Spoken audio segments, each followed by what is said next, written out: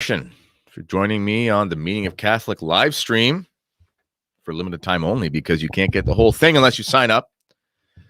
I'm Kennedy Hall, filling in for Mike Church, the King dude who's on holiday again. He took an extended holiday, which is well deserved, because there is probably no harder working man in all of broadcasting than that man there. I can attest from that. From my short time working with him and getting to know him over the last years, I can tell you that he is one of the hardest working men around. It is hard to find someone who will say something unkind about Mike Church, except for the people that know him. I'm kidding. I'm Kennedy Hall, filling in for the King Dude. As I said, you're listening to the Crusade channel, the last live radio station standing, always on air, always online, and always on time at crusadechannel.com. You can call in at any time, 1-844-527-8723. And if you do want to buy something, some cigars or some other excellent artisanal items, religious items, you can go to the Crusade Channel Founders Trading Post. If you go to the Crusade Channel website, crusadechannel.com, it's easy to find those. So there has been a lot of news over Father Altman. I talked about this a little bit last week after we found out that he had been suspended. And I wanted to talk about it again, although I'm going to give a little caveat about this whole Father Altman situation. It's my worry that people are going to start taking advantage of that man. I'm not sure if anyone had read his letter that he wrote. I think it was his final parish bulletin for the time being, because he is a parish priest. I'm worried that people are going to take advantage of him. You see, this whole idea of a celebrity priest is a very strange thing. Of course, there have been massive influential priests in history. You can read about times like, for example, about St. Vincent Ferrer preaching to tens of thousands of people at a time. Seems to be some sort of supernatural gifts that were given in a way that it amplified his voice to speak to massive crowds of people. The true old school gift of tongues, i.e. speaking a language and other people hearing him, or speaking their language without ever having any training in it. There have been times like that before. There have been priests who were extremely well known who were heretics, for example, like Arius. They had massive followings. There have been missionary priests who would go around and people would know who they were. Bishops like Marcel Lefebvre, for example, who you read about his time in Colombia, and if you've never read this part of his biography, he was in I think it was Bogota. It might have been Bogota, Colombia. One of the big cities. Could have been Medellin and any of them. But he was in a major city, and there were huge throngs, like tens of thousands of crowds of people. And they actually avoided a bombing because there were people actually out there that were looking to harm the man. So there have been priests historically who have had massive followings, for good or for bad. But this Father Altman phenomena, I mean, in reality, one of the reasons why I asked if you had read his letter is because he really is a parish priest. I mean, you can see that in the way that he writes. He writes everything to his dear family. He starts everything with, which is so much nicer than dear friends, isn't it? From a certain famous online bishop. Dear family, he talks about. I mean, when you hear the heartfelt concern in his criticisms and his calling out, let's say, it's all about the fact. I mean, this to Father Altman's infinite credit, it's all about care of souls. Everything, every motivation I can tell from the man is all about care of souls. With the lockdowns, he calls them the Episcopal lockdown, which I think is an apt term, because the bishops could have said we're going to stay open and they would have stayed open. That was demonstrably true. When the bishops did decide in certain states and provinces and regions around the world to say, well, we're going to open up anyway, the governments actually said, yes, you can have this concession. Whether that's a power dynamic or whether it's a kingship of Christ dynamic, on the one hand, the governments do have to respond to large conferences of Catholic bishops because that's it's quite an advantageous political reality. Let's be honest about that. But also it's an interesting thing where they just sort of respect in a weird way, even in a majorly secularized country like the one I live in, when the bishops do something for some reason, it's big news. No one really cares about the faith, or a lot of people don't, but there's an inherent understanding, because the Catholic faith is the religion given to us by God, and people are made in the image and likeness of God. Even if they're away from the faith, they can recognize truth when they see it. And when a bishop speaks, people want to wrestle with that idea. So he was right in calling them episcopal lockdowns. He's correct on that. The bishops could have stayed open. Anyway, we've been over that a million times in the Crusade channel, the whole corona hoax idea, lockdown, etc.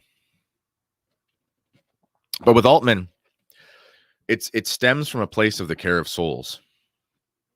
You can hear it in his voice. He really cannot stand the fact that we have an episcopacy in pretty much every country that is largely apathetic to the reality of wide-scale and easily accessible abortion. That's a major tragedy, and he calls that out. And it's not an issue that you can stop clamoring the drum about, because it's continually and every day one of the most evil realities in the history of mankind, and it should be talked about all the time. And the bishops should be the ones clamoring on about it because they have the authority. He's right about that. He's right about the fact that there never should have been some sort of lockdown by the bishops. Prudential matters can be taken. I mean, again, you can look back and you can read. I actually read articles or old snapshots of articles from old newspapers during the time of the Spanish flu, which was, of course, a very serious time. And they made prudential decisions about how they would or would not continue with whatever liturgical opportunities they gave the people. And they varied from city to city, from diocese to diocese. Everything from, you can gather outside and I'll do a mass on the steps, but being out in the fresh air is obviously better, to, we're going to suspend distributing Holy Communion for a couple months or weeks or whatever it is, but still attend mass, we're going to actually close the doors of the church, and we're going to just go around and visit people and visit the sick. I mean, there was lots of different ways to do it. St. Charles Borromeo, back in the time of a major plague in Milan, it was I believe it was typhus. It was something real bad. I mean, I talk about the distancing. I think that the fleas can jump a few feet when they get you with typhus. It's actually necessary to stay a few meters away. So they did things like they did processions around the city where everyone walked 3 meters apart. And they did things where this is a European city, so the way that the houses are built, the front doors and the windows are right on the sidewalks, or there are no real sidewalks, just sort of walking streets before cars. And they actually had masses in the intersections of these villages. The bishop would be out there doing them, and then people could watch them in their homes and be there in a sense, because it was 20 feet away from them. So there's lots of ways bishops can do things, and he's right to call them out. He's also right to call out the silence on the abuse crisis by a lot of bishops, how they will go after a priest like himself, or they go after any while speaking, very conservative, traditional-minded priest, but largely they can remain silent on a man like Ted McCarrick for decades. He's everything Father Altman says about the things that should be criticized are correct. Whether or not you agree with his delivery of those is a matter of taste, but he's correct. And he struck gold with this major sermons that came out, major videos that came out last September, around then, just before the election. And I'll go back to this idea of celebrity priests. It's an unnatural place to be in, to be a celebrity priest. I don't envy that position. I mean, it's hard enough for a layperson to be a celebrity. Most of them end up losing it. I mean, just a civilian, actor, whatever, professional athlete. It's hard enough for someone like that to live in that way. But then when you couple that with the fact that the entire forces of hell want to bring priests like this down because they don't want the truth to be told, that's a really tough place to be in. Father Altman needs your prayers. He needs your prayers.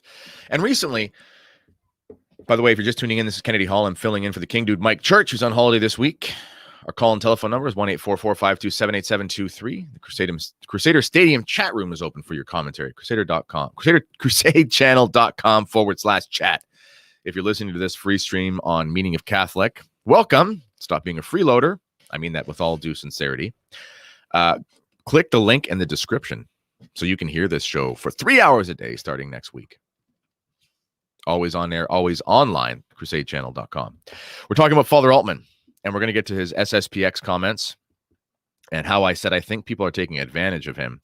And that's going to lead us into a discussion about hashtag Catholic Twitter, trad wars, Catholics on social media, wider conversation we can have from there. So last week, I believe it was Friday,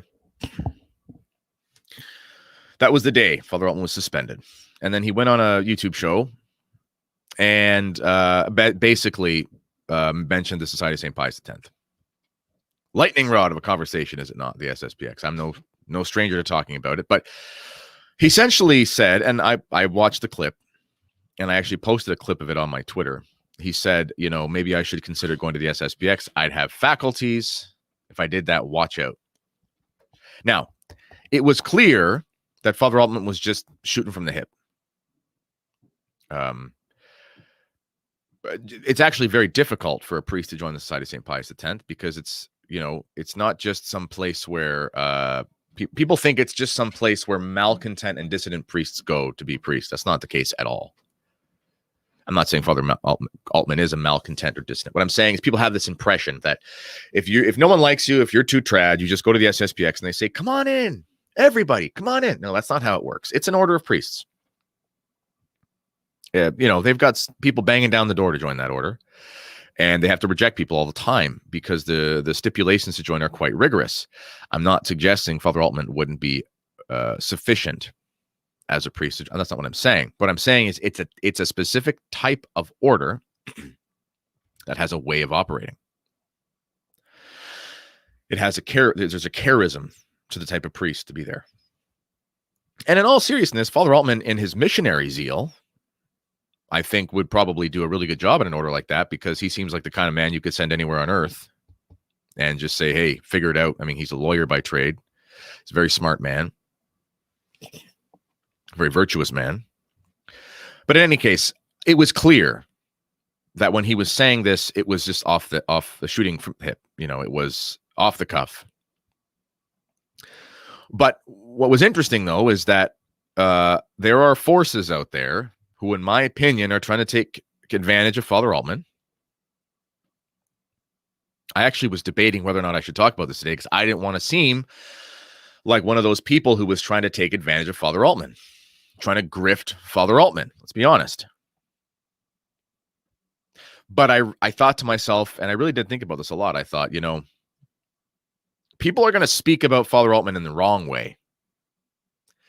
And people are going to look for content on him no matter what. So I thought that I had something to offer, and I would say, let's pray for Father Altman, and let's try to cool things off a little bit about Father Altman and talk about things in a more measured fashion. And let's try to cut through the fake news. So I decided to talk about it because I thought I could offer, let's say, a unique perspective. In any case, Father Altman was speaking from... It was shooting from the hip. He was speaking off the cuff, and he said, hey, I should join. The clip it's clear that he's speaking off the cuff. And he just said, hey, I should join the SSPX. Watch out. That's not an official, that in no ways. If you think that means that he's deciding to join the Society of St. Pius X in a serious way, that's clearly not the way that would happen. And in fact, if he was thinking about joining the SSPX, actually joining, he would have to stop doing what he's doing. He would not be able to be this public sort of celebrity priest. The society has no problem with priests, like Father Couture, former District Superior of Canada. He's in some videos for the Fatima Center and other places doing missions and conferences and things. And those, maybe tens of thousands, hundreds of thousands of views, depending on where you see. That's fine. I mean, he's doing, a lecture or a conference on, whatever, something about Our Lady in history, something interesting, something for Catholics that's interesting. Father Robinson has been on podcasts. They have a podcast, and obviously those are on YouTube, and they're also on podcast apps. There's nothing wrong in a sense with the Society of St. Pius X priest being public in a sense. Father David Sherry, who's the district superior and a good friend of mine of Canada. He has been on Rebel News in Canada, big, our Newsmax or OANN sort of equivalent here in Canada. And he's been on there doing interviews and things like that. And they've been wonderful interviews. They've done great. Speaking on Catholic topics. There's nothing wrong with that. But this whole celebrity priest thing is something that you really kind of have to shun if you're going to be a priest in the side of St. Pius X. It's a dangerous place, and this because it's a dangerous place for a priest. This is why you'll see Father Ripperger, for example. Yes, he'll do a conference, but he avoids the celebrity priest status sort of thing because, he does his conferences, but he stays off video a lot, for one, which is important, but also he just all he does is publishes his lectures and things. But this idea of getting out there being, again, something like a celebrity priest, that's a hard thing for a parish priest. And that's not something that the Society of St. Pius X would want out of their priests anyway. Most traditional orders, I would say, would say you would have to shun this. In any case, it was clearly him saying, hey, if they're going to take my faculties, maybe I'll go there. It was just something you say in conversation. It turned into this whole thing of let's have a massive Twitter debate about Father Altman. Now, again, it was interesting because these people that I think are trying to take advantage of Father Altman are vehemently anti-SSPX in a way that's very calumnious and immoral. And I thought it was interesting that, hey, guys, look, Father Altman, and he had said in other places in the conversation, hey, if you got to go SSPX, go SSPX. It is what it is. The point is, Father Altman came out as someone who clearly has no problem with the side of St. Pius X, but this thing became sort of a Catholic Twitter media storm in this weird, tiny little strange corner of the internet that we have. By the way, if you're just tuning in, I'm Kennedy Hall, filling in for the King Dude Mike Church, who's on holiday. Go to crusadechannel.com/go. Sign up and use a code name Kennedy. Coupon code Kennedy. We're talking about Father Altman, the SSPX, and Catholic Twitter. It turned into a whole thing. And anyways, it got to the point where Father Altman put out a tweet. And he said, it was a clarification. He said, I have no intention of pursuing anything with the SSPX whatsoever. So, as you can imagine, that turned into a whole Twitter storm of, look, Father Altman retracts. He's anti-SSPX. Let's just back up here for a second.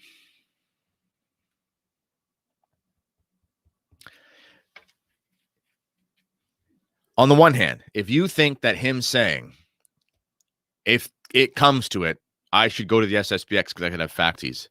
If you take that seriously as some sort of public admission that I'm going to join the SSPX,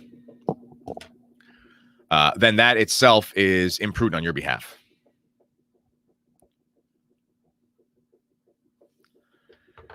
On the other hand, if you think him saying, I'm actually not pursuing something with the SSPX is somehow him now putting out a condemnation of anything to do with the SSPX, that's absurd. Father Altman was speaking off the cuff in an interview, and he said, maybe I should go to the SSPX. That turned into, look, Father Altman's joining the SSPX. To him putting out a clarification going, I'm not actually joining the SSPX, which turned into, look, Father Altman hates the SSPX. This is so dumb. This is so dumb. This makes no sense. There are half a dozen, maybe more, good traditional orders out there. The SSPX is an order. They have faculties in their unique way. There are other traditional orders out there. There are other dioceses. If Father Altman's going to go anywhere else, he's probably going to go to a different diocese. He hasn't been excommunicated. He hasn't even been excommunicated from his diocese. If he's going to go anywhere, he's probably going to end up going to another diocese, unless he just weathers a storm or sort of semi-retires, or who knows what's going to happen. And I will say, though, just in fairness, there have been priests who have joined the SSPX sort of in a retired fashion. I've known one before. But again, that's not a celebrity priest thing. They're sort of priests that were, let's say, Novus Ordo for a long time, found tradition, were getting up in the years, wanted to leave the diocese, They learned the old mass. They learned they had studied their way into the traditional dogmas and things, and understood how to act, and they had a sufficient formation to act in a traditional order. And they loved the society, and they sort of became something like a retired parish caretaker or something, not the prior or anything like that, but they're sort of attached to a parish to offer the sacraments and so forth and help and help the efforts. That happens, but that's not the place Father Altman's in. So Father Altman came out and said SSPX is good, basically, and saying, I mean, if you're joking about joining an order, you're obviously not anti that thing. He also said at other places, if the Catholic faithful need to, they should go there. That's their option. And then it turned out that he gave a retraction. Well, everyone's making too much of a thing about these things, and there is a certain media outlet out there. There's a certain media outlet there, and I'm not trying to do the trad wars thing here because it's so annoying. But at the same time, I've been thinking about this whole Catholic Twitter thing, Facebook, whatever you use, doesn't matter.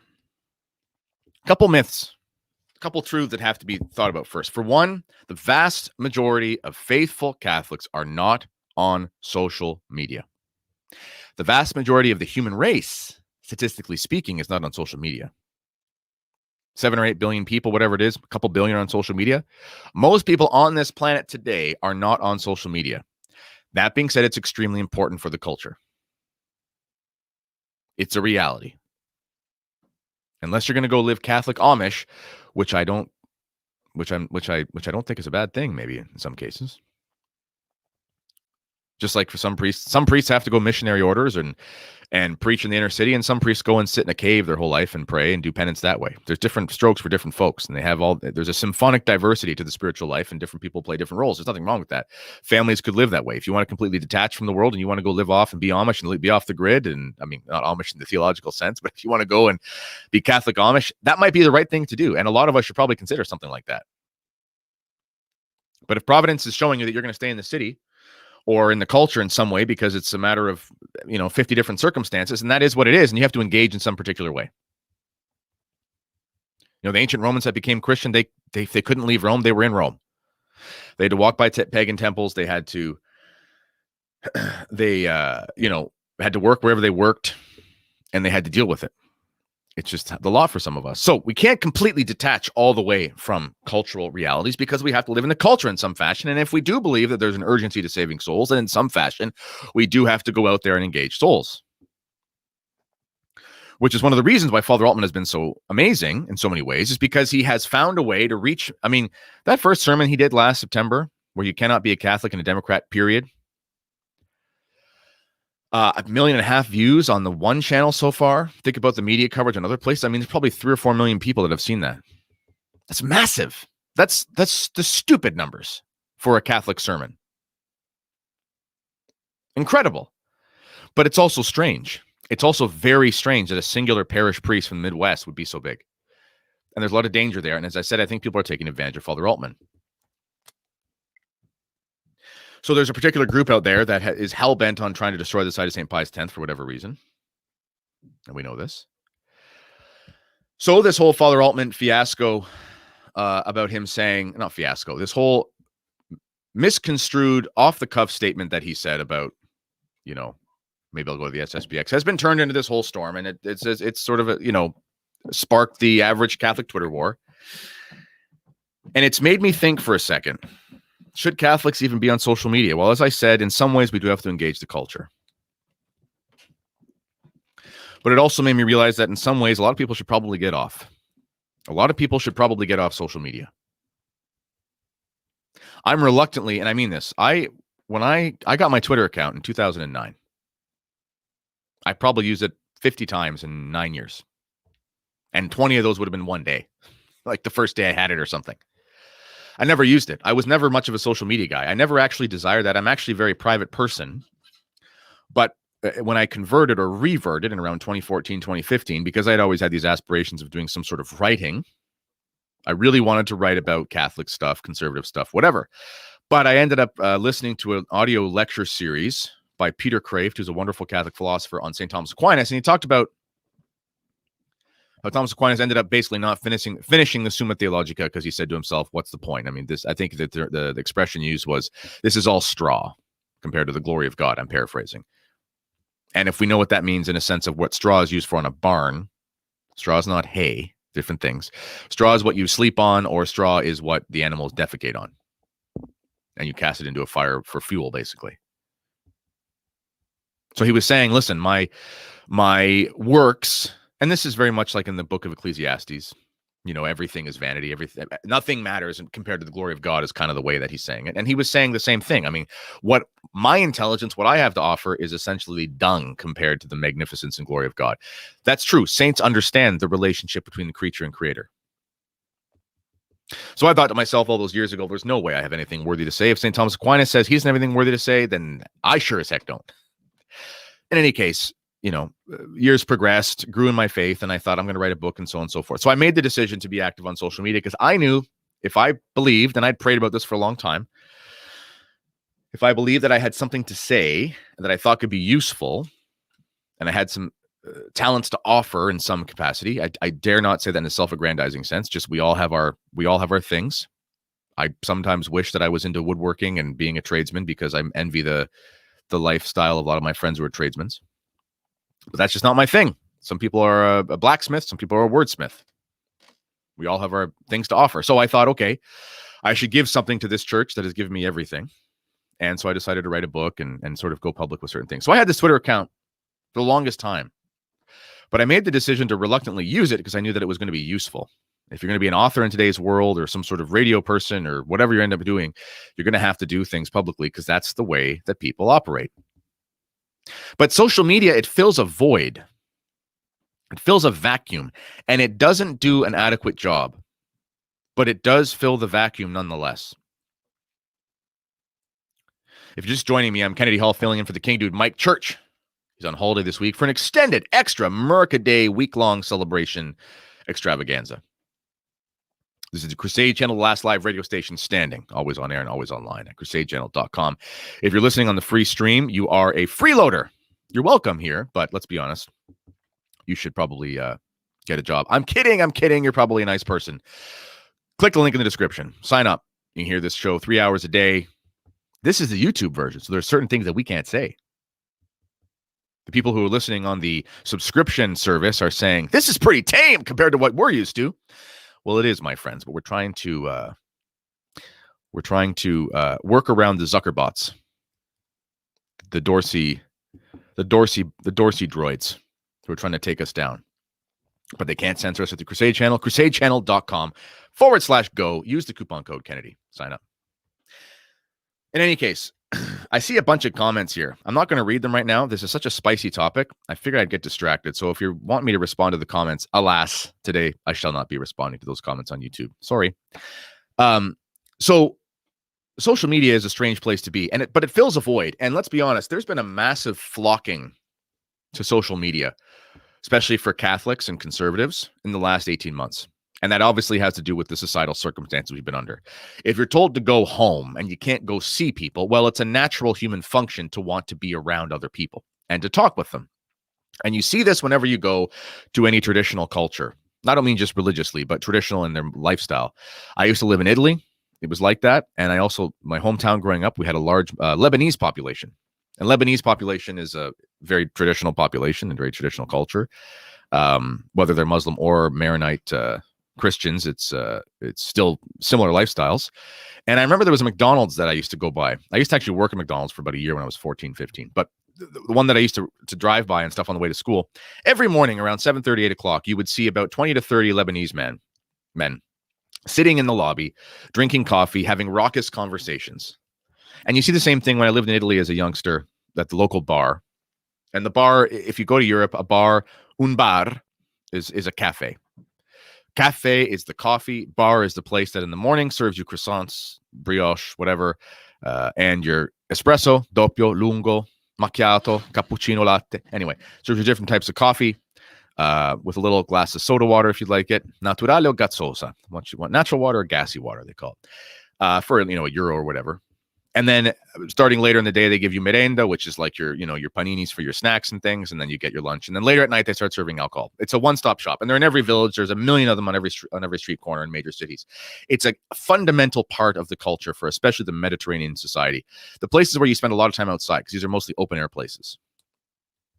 Anyway, it's a normal thing in traditional cultures of all sorts where you spend tons of time congregating with people. If you're a man, usually men of similar age that you grew up with. Women, they have their own places as well. The local shop right beside the bar, so and so works behind the counter, and they just flock in there, and it's like everybody's chatting. This is a normal thing. People need to have these conversations. Well, in North America, we live in these suburban cultures where a lot of this has been stripped away from us. It's an unnatural way to live. I'm not hating on the suburbs. I'm just saying. The suburban lifestyle is a blip on the radar, is a blip on the historical timeline of human history. It's not a natural, organic way to live. It's a very constructed way to live that's only possible because of the advent of the car and the highway and so on and so forth. And it isolates us. So we've flocked to social media to sort of fill the void of being able to have consistent conversations. And just like in the social media world, in these conversations people have, in cafes and bars and McDonald's lobbies and things like that, there's usually 3 or 4 out of 20 people, let's say, who are kind of the ruckus ones and lead the conversation. Maybe they might disagree. Maybe one's a funny guy, one's a serious guy. And then people just sort of chirp in and chime in. Every once in a while, there's a big eruption of laughter. And this is normal all over the world. When I used to box, I was at the boxing gym. There was a young guy from Morocco. And I was in Ottawa at the time. There was a lot of very diverse population, as you can imagine, a major city, a capital city with all the diplomatic things and people from all over the world, literally all over the world. And one of the guys was a young Moroccan guy. And he said, I want to go back to Morocco one day. He said, it's just very chill there. He's like, you just grow up, you just kind of sit around, you drink tea. And that was what he thought being a grown up an adult was like in Morocco, because in a way it kind of is. Anyway, so social media, we all get locked down. We go home. What do? We go online. What are you going to do? Sit there and just rot away? You need to have conversations. The workplace in some ways fills that void, water cooler talk, but it's nothing compared to what we could have.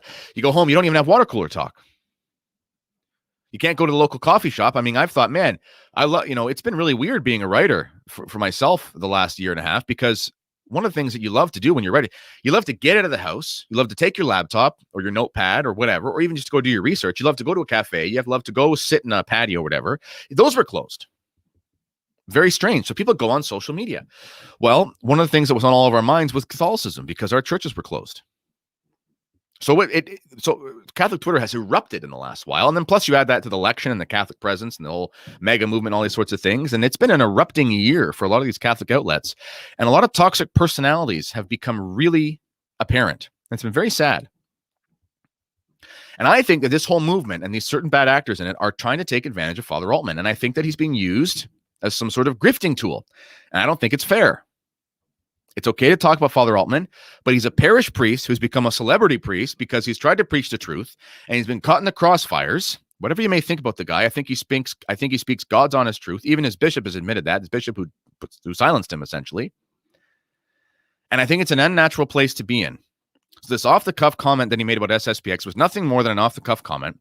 From as best as I can tell, there's no official communication between him and the SSPX. You don't join by talking about it on a YouTube show. It's a process that takes months and years, depending on where you're at in your formation as a priest.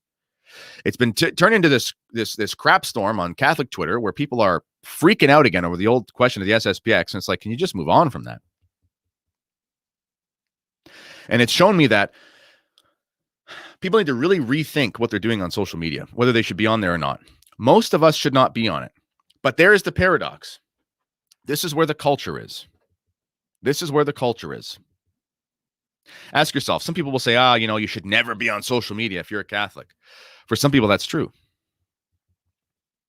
For some people, that's absolutely true. It's a waste of time. It offers no benefit to their life. They offer no benefit to the conversation. If you're on there if you're on there in a way where it's like an addictive activity, where it gets you riled up and you want to be ticked off about something, that's not good for you. It's not. Some people can't handle negative news and keep peace of soul. It's something I've had to learn to do. Not that I'm some sort of spiritual, peaceful monk who's always peace of soul. Some people cannot handle being on social media. and actually keep peace of soul. They can't. It's not possible. It's just like anything in life. Some people could not handle being a police officer and still sleep at night. Some police officers can't handle being a police officer and resort to things like drinking and sleeping pills to do so. Not everything is for everybody, but some people are made for certain things. I love LifeSite News. I love it. I love going to LifeSite News. God's honest truth. They say things that no one else is going to say. You get information, the other perspective. The fact that it started in Canada and I'm a little bit of a patriot is a nice little addition. I love LifeSite News. But for some people, reading what are like negative headlines, or not all of it's feel-good fuzzy stuff, that's not good. They can't handle it. It's like, you don't have to read the newspaper every day. You don't have to read the headlines. It might not be good for you. It's probably not natural for a lot of people. Social media is the same way. It's not natural for a lot of people. And it's not really natural for any of us. But as I said, it sort of fills this void of being able to have these conversations that we should otherwise facilitate in our daily lives, but we don't, because lifestyles have changed. And especially with the lockdown, they've changed irreparably in some places.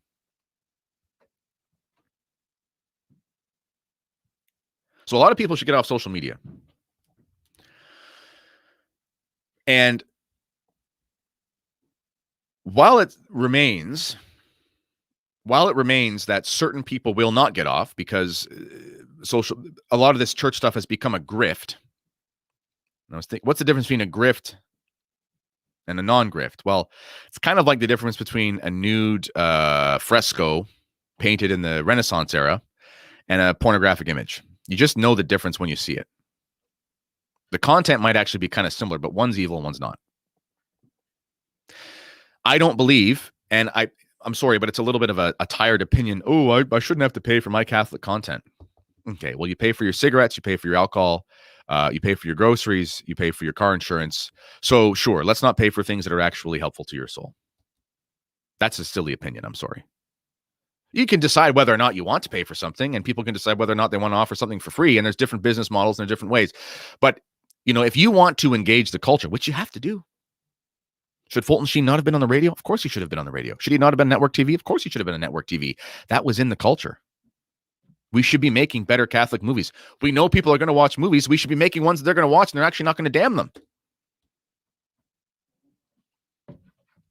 Catholic authors should be writing fiction that is uncompromising in its morals, but somehow can reach a wider audience and show them the good, the true, and the beautiful. They should be trying to do that. We should be doing similar things with music. The evangelical approach, where we sort of have a world of praise and worship, a world of Christian movies, there's definitely a benefit to that. And I'm not saying that that's wrong. What I'm saying is, though, it does ghettoize you as a population. So if you believe there's an urgency of souls and that people need to be saved from their sin, then you should be trying to find ways to engage the culture. It's going to look different in different places, but all I'm trying to say is there's nothing wrong with doing that and also trying to make a living, because you have to do something and you got to make a living somehow, and you're going to spend your money on something one way or the other. So to think that you shouldn't have to spend your money on something that might be edifying towards your life is just silly. Oh, I shouldn't have to pay to get in shape. I can just go run around on the hills. Sure, if you want, or you might have to pay for your gym membership because you don't have a set of weights at home, and it's going to cost you $5,000 or $10,000 to $20,000 to get an equivalent set up in your home from what you get at a gym if you're into certain things. You pay for the things that you think are good for you. That shouldn't be any different with this. Now, I'm not saying that nothing should be for free. Everyone who's in business in some fashion will have to give something away for free. That's how you get people in. And you shouldn't have to pay for stuff that you don't think is good. And some people will go off donation models and some people will go off subscription models. That's fine. But the point is, there's a difference between doing something honest and a grift. A grift is basically you're going to take something that just gets somebody's attention and you're going to be ideological and dishonest about it for personal gain. That's kind of a good definition of a grift. And there's places like that out there. Again, it's not necessarily the content. There's nothing wrong about talking scandal in the church, but there's a difference between talking about it from a place of concern and awareness and talking about it from a place of grift. Okay? So I believe that there's people out there that are going to try to take advantage of Father Altman. And that's not fair, because the man is a parish priest. And read his letter. You can look it up. Just look up Father Altman's. He has a Twitter. It's not him, but somebody handles it for him. Look up his Twitter. And they tweeted the letter. And again, I was a little emotional reading that. I was reading it out loud to my wife, actually. So we were on our way either to Mass or back from Mass. No, we were on our way away from something else. Anyway. And I teared up a little bit the way that he spoke about how much he loved his family, he called it. And I thought, man, he has a burning love for the souls. He really does. He has a burning love for souls. Whatever faults you may find in his approach, you cannot say that he does not have a burning love for souls. And that should be the primary love of a priest, is the souls under his care. He's also receiving a bunch of royalties from a book that he wrote with Father Hillman and another priest, I believe. And he said he's going to donate those proceeds, which is about $12,000 US, which is about $75 million Canadian. I'm kidding. Actually, the exchange rate's closing up a little bit, so they're worth closer than they were a few months ago. About $15,000 Canadian. Anyway, he's going to donate that to the parish in a specific way where it can only be used to put a wheelchair or sort of handicap access up to the choir loft. He's a father, and he wants to provide for his children. He's a good man. And people are going to take advantage of him. And an evidence of this is the way that this whole bloody Catholic Twitter thing has been blown out of proportion. Father Altman gave an offhand remark about how, hey, if he needed to get faculties, he would approach the SSPX. Clearly was not a serious letter of intent or something. And it turned into Father Altman must be joining the SSPX, which was not true at all. And then when he said, I'm not pursuing anything whatsoever with the SSPX, that turned into, look, he also thinks the SSPX is from the pit of hell. Ha ha! Told you. All dishonest, all nonsense. All of this is taking away from the good and honest work that Father Altman has done for the church. All taking away from the good and honest work that Father Altman has done for the church. And it's a shame. It's a shame what people are doing to him. I think it's quite possible that Father Altman is going to be in a very difficult place pretty soon. And I think that we all need to pray for him because who knows what's going to happen. But I'm just going to read quickly here the letter that he wrote so you can see what I'm talking about. And I'll end there just before we go to the break. He said, it is with a heavy heart that I must announce that William, the Bishop of La Crosse, has decided to issue a decree removing me as pastor of St. James the Less and restricting my faculties. The decree is most unfortunate for you and for millions around the globe who sought out the voice of truth in the midst of the episcopal lockdown and lockout of the faithful from reception of the sacraments of saving grace. Some went so far as to totally abandon their flocks, denying them baptisms, confessions, the Holy Eucharist, and the last rites as they lay dying. Of course, the decree will be appealed. It is particularly interesting to note that, to my knowledge, and with the exception of Bishop Strickland, not once has any bishop spoken out against the others who so egregiously abandoned their flock. As it was throughout the decades of church desecration, as it was throughout the decades of $4 billion sex scandal, so it is now. Nobody will say anything. Meanwhile, they sat idly by whilst the mortuaries, slaughtered babies, and liquor stores stayed open, and about 1,000 people were allowed into Walmart at a time.